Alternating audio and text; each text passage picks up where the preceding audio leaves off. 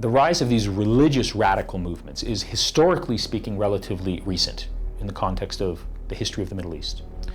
There were radical revolutionary movements in the region, in the Middle East, that were not that dissimilar from other anti-colonial radical revolutionary movements in other parts of the developing world. And they were inspired by various forms of socialist, Marxist, Maoist thought. What happened in the context of the Arab Islamic world is that the concept or the perception of secularism and secular political ideologies have suffered a deep and systematic crisis of authenticity in the minds of the people of the region.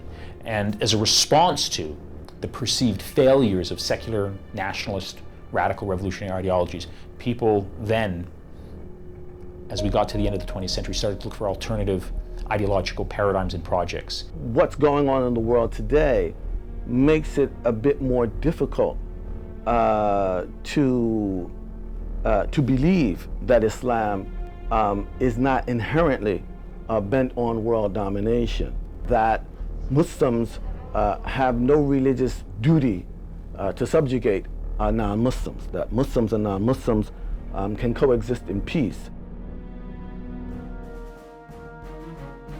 We will look at the religion of Islam, its humble origins 1,400 years ago in a remote part of the Arabian Peninsula,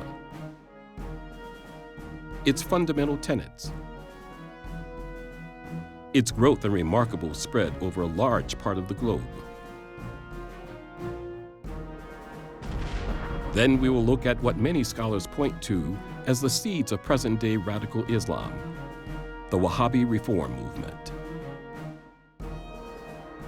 We can look at the Wahhabi movement, which comes about in the 1700s, as a form of radical Islam. They wanted to get rid of many features of the Islamic tradition that had emerged over the centuries, features connected with the Islamic legal tradition, features connected with the Sufi traditions of mysticism and devotional religion, connected with popular culture, and they also wanted to get rid of any elements that tied to the Shi'i tradition. So a large transformation of Islam was at work when you have the emergence of the Wahhabi movement, linked with a kind of armed militancy represented by the Al Saud or the Saudi family.